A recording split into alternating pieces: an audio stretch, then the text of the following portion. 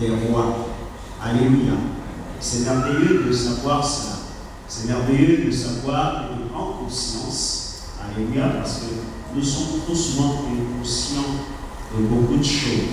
C'est merveilleux de savoir que la Bible déclare qu'il nous a arraché le pouvoir des ténèbres, n'est-ce pas? N'est-ce pas? C'est Colossiens, c'est ça? Colossiens 1. Est-ce que le pasteur Raphaël peut lire ça? Colossiens 1,16, je pense. Il nous a arraché le pouvoir des ténèbres. Car en lui ont été créées toutes les choses qui sont dans les cieux et sur la terre. Non, je pense que c'est verset 12 ou verset 13. Rendez grâce au Père. Rendez grâce au Père Qui nous a rendus capables. Qui nous a rendus capables D'avoir part à l'héritage des saints. Stop. Qui nous a rendus capables.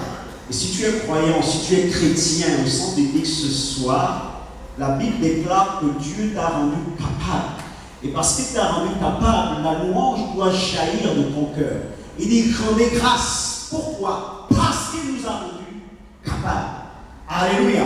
Notre problème, la raison pour laquelle souvent nos langues ne se dédient pas pour rendre grâce, parce que soit nous ne connaissons pas, ou lorsque nous lisons, nous ne réalisons pas. La Bible déclare qu'il nous a rendus capables. Qui nous a délivrés de la puissance. Il nous a délivrés de quoi? De la puissance des ténèbres. En fait, il nous a délivrés du pouvoir. Le mot en fait ici c'est exousia, qui parle de pouvoir, qui parle d'autorité, qui parle de juridiction.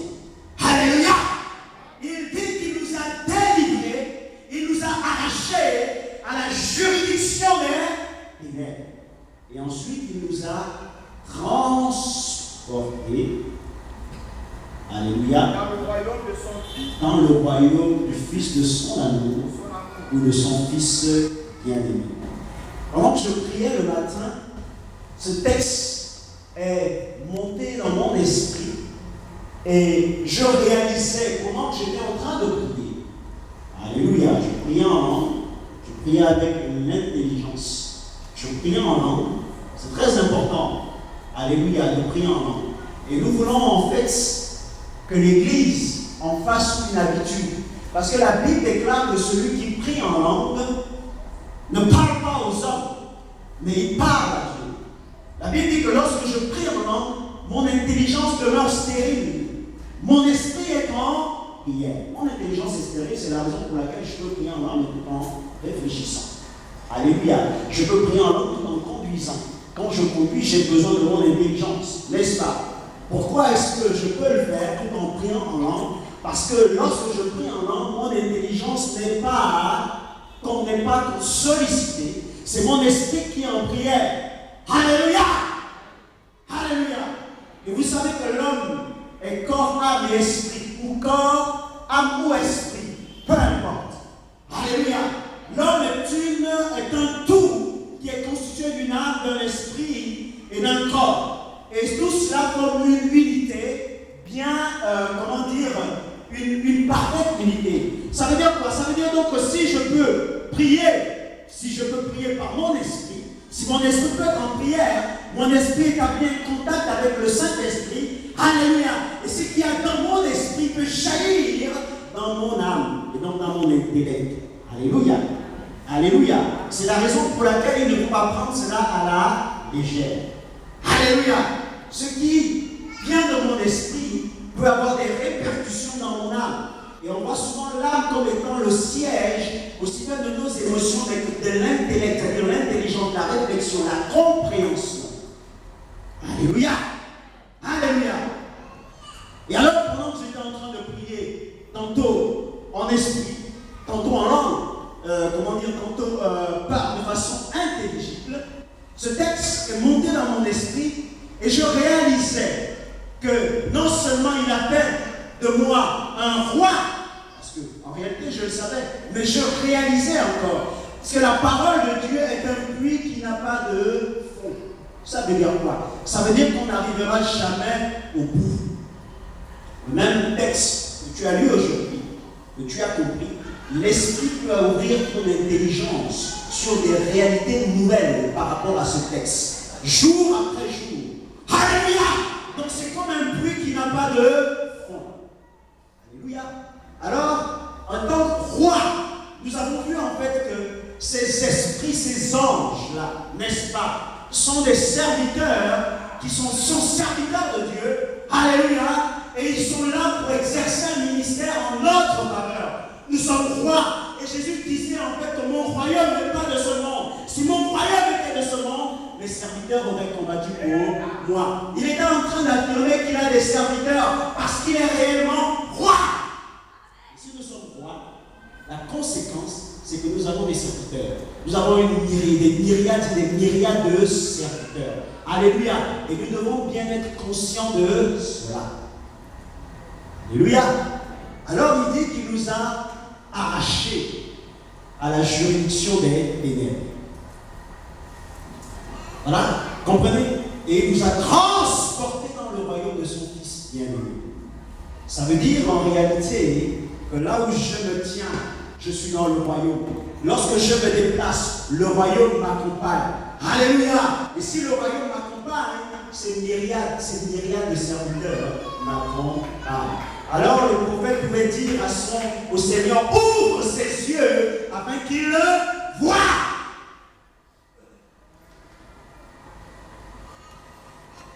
Mais nous avons besoin de voir, n'est-ce pas? N'est-ce pas? N'est-ce pas? Alléluia!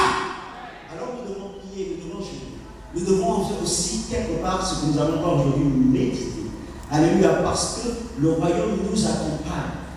Lorsque nous nous déplaçons, le royaume nous accompagne. S'il nous a arrachés, nous a transportés dans le royaume de son Fils bien-aimé, ça veut dire en réalité, où que je sois, le royaume m'accompagne. Alors les effets du royaume doivent être manifestés. Alléluia. Lorsque je prie, lorsque je jeûne, lorsque je médite, alléluia, il y a de l'agitation, il y a de l'activité, il y a du mouvement dans ce monde invisible. Alléluia. Alors quand on dit prions, quand on dit jeûnons, je vous en suis.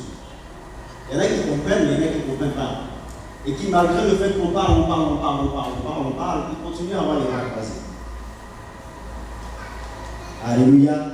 Lorsque la parole arrive, elle crée nécessairement une séparation. Moïse a frappé les eaux avec la verge, n'est-ce pas? Il est dit qu'il frappera la terre avec la verge de sa parole. Et qu'est-ce qui s'est passé? Les eaux se sont séparées. Séparation. Alléluia.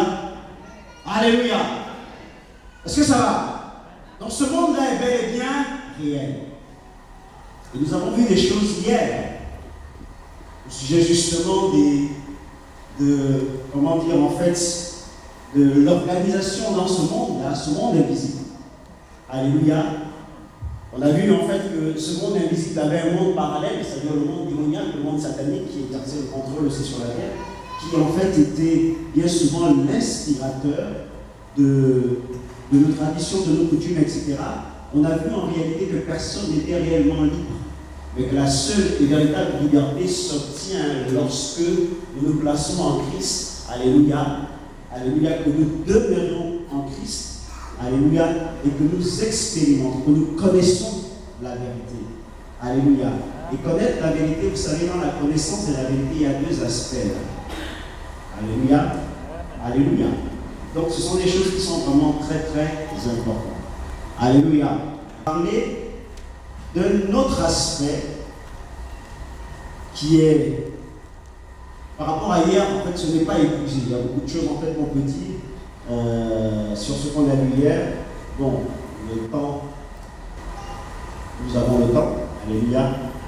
C'est au moins des bases qui nous permettront de même après de bien comprendre encore certaines choses. Donc on a parlé vraiment de liberté. Alléluia.